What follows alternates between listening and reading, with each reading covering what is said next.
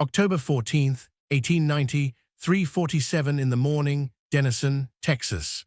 The wind moved through the clapboard walls of the small rental house on Lamar Avenue like a whisper searching for someone to hear it. Outside, the Texas night hung thick and starless, and somewhere in the distance, a train whistle cut through the darkness, that particular mournful sound of iron wheels grinding against iron rails, the sound of departure, of journeys beginning before anyone was ready. Inside, Ida Elizabeth Stover Eisenhower gripped the bedsheets with hands that had known Kansas winters and Pennsylvania summers, hands that had turned pages of her worn Bible until the corners softened to silk. Her husband David stood helpless near the doorway, a man who understood the mechanics of engines but nothing of this particular machinery of birth. The midwife worked in lamplight that threw shadows against walls thin enough to hear a neighbor's cough. And then the cry. A boy, third son born to David and Ida Eisenhower, though they did not yet know he would be the third of 7. They named him David Dwight, though later the order would reverse, Dwight David, because 2 Davids in one house created confusion, and this boy, even as an infant, seemed destined for distinction rather than repetition. The wind continued its passage through those walls, carrying with it the smell of locomotive smoke and Texas dust, the scent of a nation still healing from civil war, still dreaming of manifest destiny, still believing that westward lay salvation. Ida held her son against her chest and felt his heartbeat synchronize with her own, unaware that this heartbeat would one day command the largest amphibious invasion in human history. But that night, he was simply Dwight, simply a warm body against her warmth, a new voice in a house that would soon overflow with voices. The family moved to Abilene, Kansas, when Dwight was 18 months old. David had failed in business, a creamery partnership dissolved, debts accumulated, and they arrived in Abilene not as pioneers of promise, but as refugees from financial collapse. The house on Southeast 2nd Street stood on the wrong side of the railroad tracks, that universal American demarcation between those who had and those who had not. Dwight grew up understanding hunger not as abstraction, but as the hollow sensation that accompanied him to school, the tightness in his belly during long afternoons. The Eisenhower boys raised vegetables in their family garden, sold them door to door, wore clothes, patched so many times the original fabric became archaeology. Ida cooked what they grew. David worked at the Bell Springs Creamery, operating machinery, coming home with grease under his fingernails that no amount of scrubbing could remove. Yet Ida refused to call them poor. "We have each other," she would say, her river brethren faith allowing no room for self-pity. "We have books. We have purpose." She kept her Bible on the kitchen table, reading aloud passages that Dwight would carry into adulthood, into war, into the presidency itself. But she also kept a deck of cards in her apron pocket, playing solitaire in secret because her faith technically forbade such games. This was the contradiction that shaped Dwight, the understanding that rules existed, that rules mattered, but that rigid adherence to rule without understanding purpose was its own form of failure. He fought constantly as a boy. The north side of Abilene warred with the south side, and Dwight discovered he possessed both a temper and a tactical mind. He learned to take punishment. He learned to deliver it. He learned that victory meant nothing if you hadn't first understood what defeat felt like. At 13, he fell while running and scraped his knee. The wound became infected. The infection spread. The doctor arrived at 8 o'clock in the evening on a Thursday and announced that amputation was the only option. The leg must go or the boy would die. Dwight listened from his bed, fever burning behind his eyes, and made his brother Edgar promise they would not take his leg. Edgar slept across the doorway for 2 nights, physically blocking any surgeon who approached. The fever broke on the 3rd morning. He kept both legs. He kept also the understanding that death was not abstract, that it could arrive through something as simple as a scraped knee, that the body was fragile and the world indifferent to that fragility. West Point, 1911. Dwight arrived at age 20, older than most plebes, carrying with him the hunger of a boy who had worked 6 days a week at the creamery to save money, who had delayed his education so his brother could attend college first. He understood sacrifice before he understood strategy. The academy stripped him of everything he knew about himself and rebuilt him according to specifications he had never chosen. He learned to march, to shoot, to stay awake when exhaustion pressed against his eyes like stones. He learned that the military valued conformity, that individuality was something to be sanded down like rough wood until smooth surfaces remained. But he also met men who would shape history, men who would die in wars not yet imagined, men who would become generals and politicians and footnotes. He played football until a knee injury ended his athletic career, and something broke inside him that day that had nothing to do with cartilage. He had imagined himself as an athlete. Now he would have to imagine himself as something else.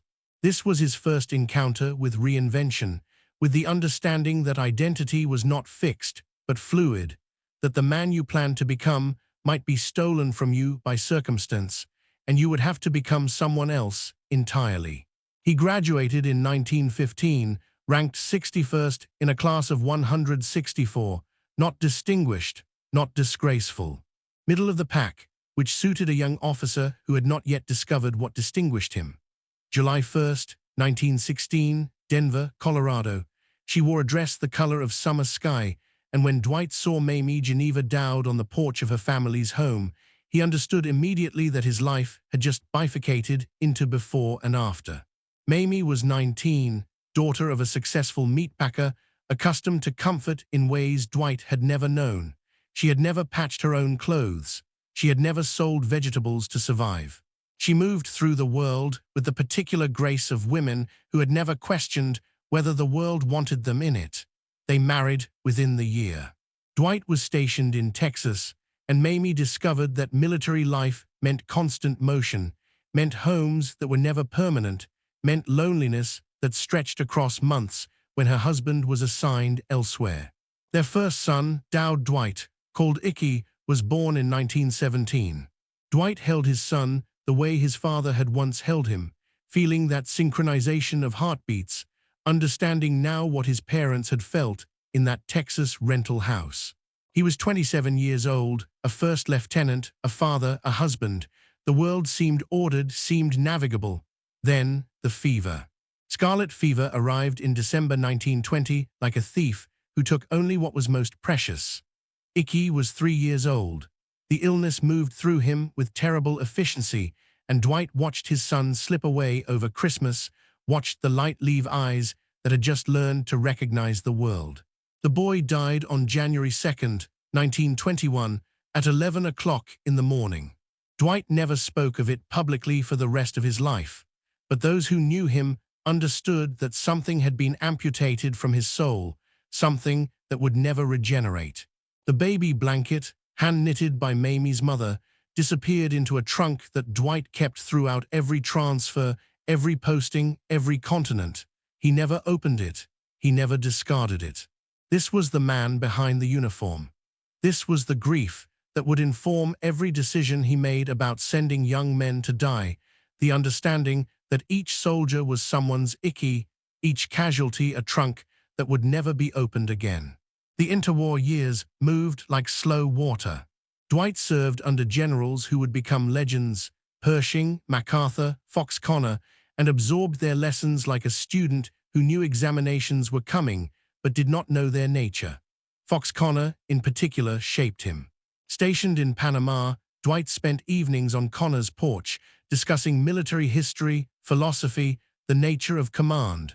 Connor predicted another European war. He predicted it would dwarf the first. He told Dwight to prepare. "War is going to come," Connor said during one evening session, the Panama humidity pressing against them like wet cloth. "And when it comes, it will require a type of officer we have not yet produced. It will require someone who can manage alliances, someone who can subordinate ego to objective." Dwight listened. He was not yet sure he was the officer Connor described, but he was certain he wanted to become that officer. He attended the Command and General Staff School at Fort Leavenworth, graduating first in his class of 275. The boy from the wrong side of Abilene's railroad tracks had found his arena. Strategy was his sport now, and he played it with the same intensity he had once brought to football. September 1st, 1939, 4:45 in the morning. The German Wehrmacht crossed into Poland. Dwight was a lieutenant colonel, 50 years old, serving in the Philippines under MacArthur. He listened to radio reports of Blitzkrieg and understood that everything Fox Connor had predicted was arriving on schedule. The next 3 years were transformation. He rose from obscurity to prominence with speed that surprised everyone except those who had watched him master strategy during peacetime. Chief of Staff George Marshall recognized in Eisenhower what Connor had seen: a man capable of managing personalities, of building coalitions, of subordinating his own considerable ego to the greater objective. By June 1942, he was commanding general of European Theater of Operations. By 1943, he was planning the invasion of Sicily. By 1944, he was Supreme Commander of Allied Expeditionary Forces. The weight of that title cannot be measured in words. June 5, 1944, 9:45 in the evening, Southwick House, England. Outside, the weather that had delayed the invasion for 24 hours continued its assault. Wind driving rain against windows, cloud cover eliminating any possibility of air support if the meteorologists were wrong about tomorrow. Inside, Eisenhower sat alone with a decision that would determine whether civilization survived. 156,000 men waited on ships and in aircraft across southern England. They waited for one man to speak one word: go or wait. The meteorologists predicted a 36-hour window of acceptable weather beginning early on June 6. After that, tides and moon phases would push the next opportunity to late June. And by then, the Germans might have discovered the deception, might have repositioned panzer divisions, might have fortified beaches that were already killing grounds. Eisenhower understood what go meant. He understood the bodies that would pile on Norman sand, the mothers who would receive telegrams, the empty chairs at American dinner tables. He had written a note taking full responsibility for failure, the words pressed into paper like a confession already signed. Our landings in the Cherburghaver area have failed to gain a satisfactory foothold, and I have withdrawn the troops. My decision to attack at this time and place was based upon the best information available. The troops, the air and the navy, did all that bravery and devotion to duty could do. If any blame or fault attaches to the attempt, it is mine alone. He slipped this note into his wallet. He kept it there throughout the war, a talisman of humility, a reminder that command meant ownership of failure. At 9:45 in the evening, surrounded by generals and admirals and air marshals, Dwight David Eisenhower stared at the floor for what witnesses described as 90 seconds of absolute silence. The rain continued against the windows. Somewhere in the channel, young men vomited from seasickness in transport ships, not knowing whether they would be sent forward or called back. Then, okay, let's go, 3 words, perhaps the most consequential 3 words spoken in the 20th century. June 6, 1944, 6:30 in the morning, Omaha Beach. The first wave died. They died in the surf and on the sand and against obstacles designed to rip open landing craft. They died with the taste of salt water and blood in their mouths, with the smell of cordite and burning flesh replacing whatever peace they had carried from home. They died clutching photographs of wives and sweethearts, died calling for mothers who could not hear them, died in positions of prayer or profanity or simple animal terror. Eisenhower was not on that beach. He was in England, receiving reports, making adjustments, deploying reserves. But he was on that beach in every way that mattered. Each death was a weight he would carry, a face he would see in restless nights for decades to come. The casualties of Omaha Beach alone approached 3,000. Multiply that across 5 beaches, across the air drops, across the naval engagements, and the first day of liberation became a charnel house of sacrifice. Yet they advanced. They crawled and clawed and fought their way off the beaches, up the bluffs, into the hedgerows of Normandy. They did what Eisenhower had asked them to do, and in doing so, they began the end of Nazi Germany. That night, at 11 o'clock in the evening, Eisenhower walked alone outside his headquarters. The rain had stopped. Stars appeared for the first time in days, indifferent to the blood that had soaked Norman soil. He thought of his son, dead now for 23 years. He thought of Mamie, waiting in Washington, aging in his absence.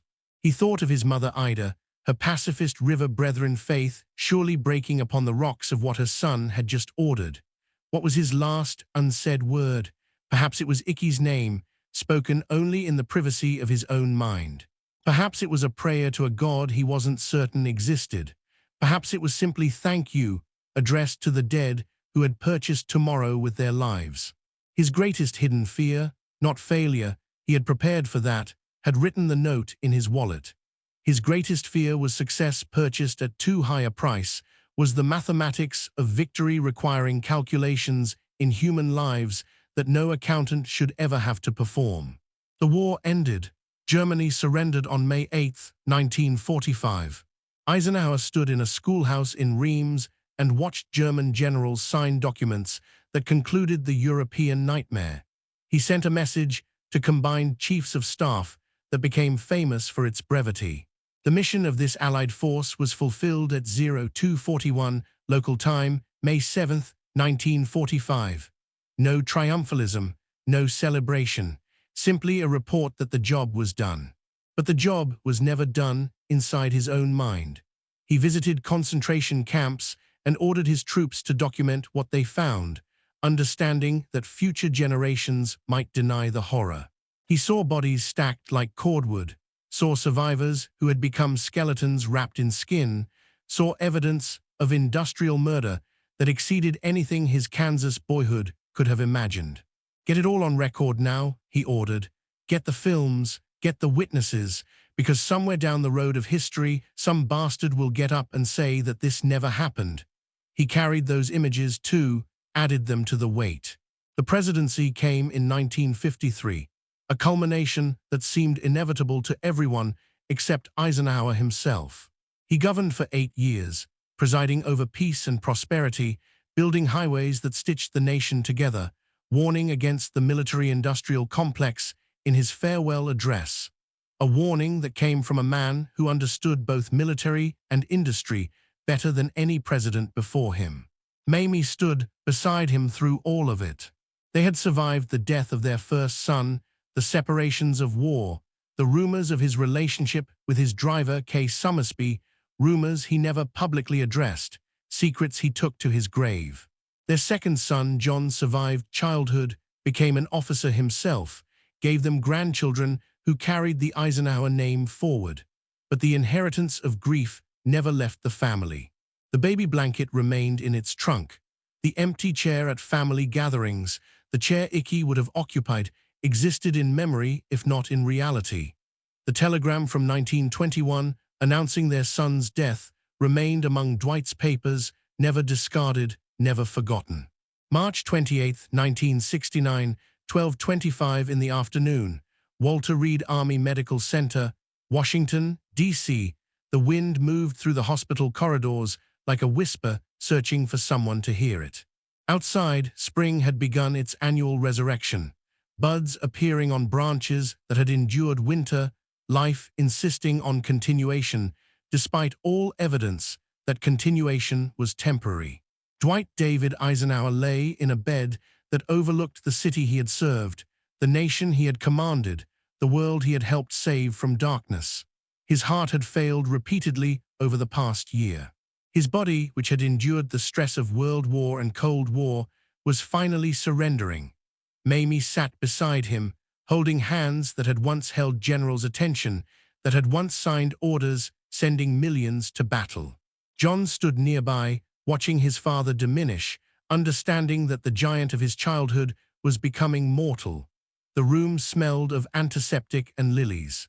Someone had brought flowers, and beneath that, the particular scent of approaching ending, that indefinable presence that hospital workers recognize but cannot name.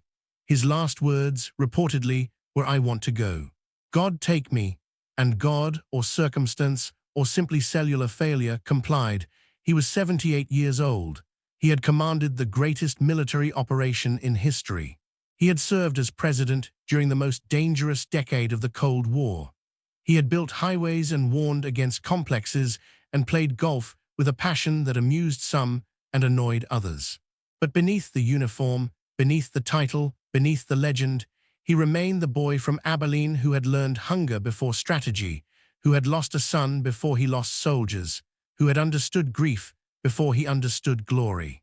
October 14th, 1990, 3:47 in the morning, Abilene, Kansas.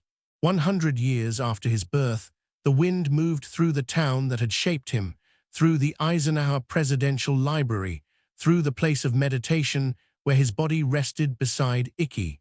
The son and father reunited in soil, if not in life. The railroad tracks still divided Abilene.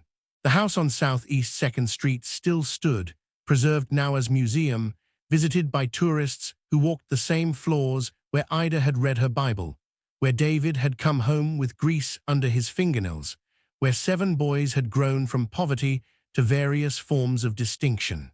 Dwight's old room contained artifacts: a football jersey, a West Point uniform, photographs from different eras of a life that seemed designed by novelists. But in a glass case, almost unnoticed, sat a small trunk.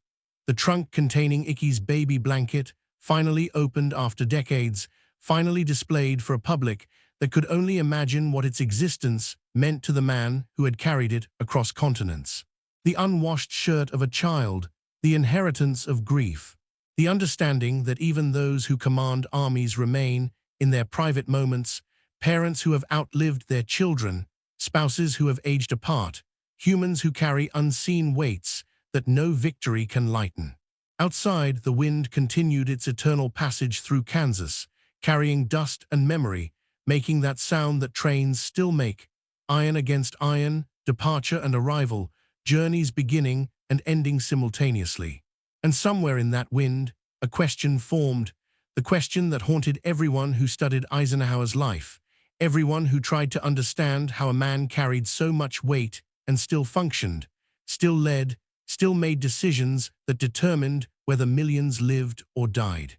When he closed his eyes on that hospital bed, when he asked God to take him, did he see the beaches of Normandy, the bodies piled in concentration camps, the telegrams delivered to mothers across America?